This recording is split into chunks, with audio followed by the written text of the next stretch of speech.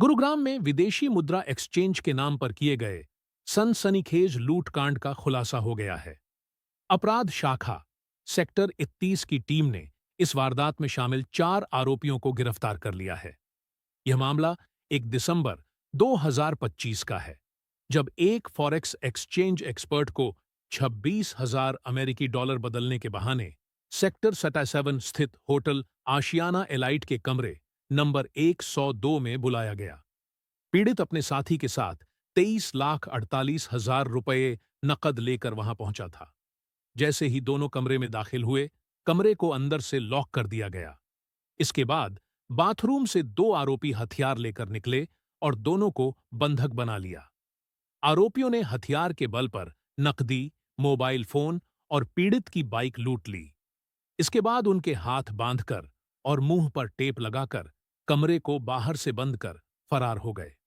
शिकायत पर थाना सेक्टर 56 में बीएनएस की धाराओं और शस्त्र अधिनियम के तहत मामला दर्ज किया गया।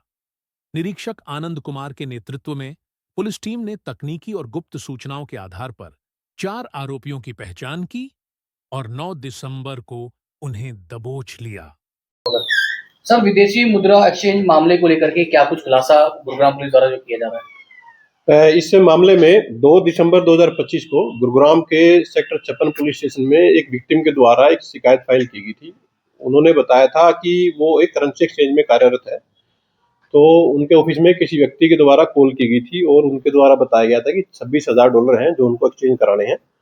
तो उस डॉलर को उससे करेंसी को एक्सचेंज करने के लिए वो अपने ऑफिस से करीब 23,48,000 रुपये कैश लेकर के और सेक्टर 57 में दिए गए एक होटल पर गया। वहां उसको एक व्यक्ति मिला जो कि उसको अपने कमरे में लेकर के गया।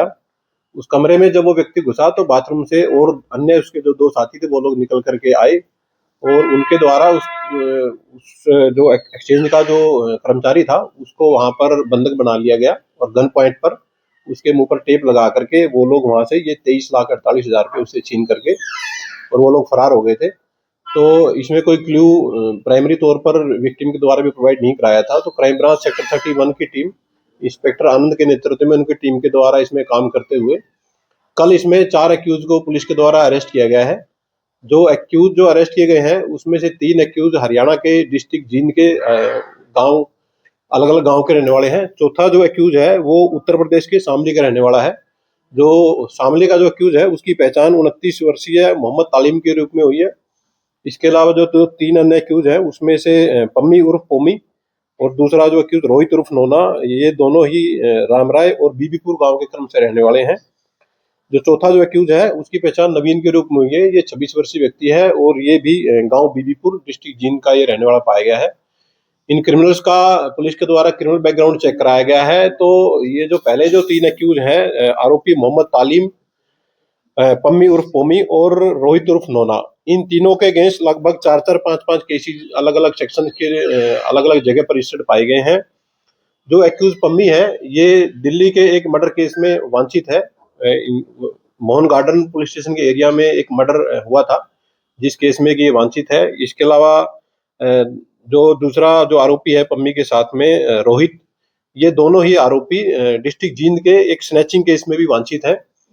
पुलिस के द्वारा इन लोगों को आज कोर्ट में पेश करके और फर्दर इनका पुलिस रिमांड लिया जाएगा और रिमांड के दौरान इनसे जो पैसे इन्होंने छीने हैं और जो वेपन इनके द्वारा इस घटना में यूज किया गया था उसकी रिकवरी के पुलिस के द्वारा प्रयास इसमें किए जाएंगे। प्लानिंग कैसे होता है? अभी केस की इन्वेस्टिगेशन बिल्कुल ही प्राइमरी स्टेज पर है। एक्यूज को कल ही अरेस्ट किया गया है और आज इनको कोर्ट में प्रोड्यूस करके और पुलिस रिमांड पे लिया जाएगा। एक डीप इंटरोगेशन इनसे की जाएगी कि इनके द्वारा विक्टिम को कैसे आइडेंटिफाई किया गया और इनके द्वारा जो वेपन घटना में यूज किया गया था वो कहां से ये लोग लाए थे और उसके बाद जो मामले में फर्दर खुलासा पुलिस के द्वारा इसमें किया जाएगा। अभी मैंने आप लोगों को बताया कि जो आरोपी मोहम्मद उर्फ तालीम है इसके खिलाफ उत्तर प्रदेश, हिसार और गुरुग्राम में 4 केसेस रजिस्टर्ड हैं, जिसमें से एक केस अटेम्प्ट टू मर्डर का है, बाकी जो केसेस चोरी और आर्म्स एक्ट से संबंधित है। दूसरा जो एक्यूज है आरोपी पम्मी उर्फ पोमी, जो कि मैंने आपको बताया कि दिल्ली के मर्डर केस में ये वांछित था। थाना मोहन गार्डन के एरिया में इन लोगों के द्वारा एक मर्डर की घटना को अंजाम दिया गया था जिसमें इसकी संलिप्तता थी। आरोपी पम्मी के खिलाफ डिस्ट्रिक्ट जींद, हिसार, पानीपत और रोहतक में कुल मिलाकर के 5 केसेज रजिस्टर्ड हैं, जिसमें से हत्या के प्रयास और आर्म्स एक्ट के अलग अलग FIR रजिस्टर्ड है। जो तीसरा जो एक्यूज है रोहित उर्फ नोना, इसके खिलाफ डिस्ट्रिक्ट जींद में मारपीट, चोरी और स्नैचिंग की अलग अलग 5 FIR कुल मिला के रजिस्टर्ड पाई गई है। क्या है इन पे कोई इनाम भी घोषित था? अभी तक ऐसा इन्वेस्टिगेशन में सामने नहीं आया है।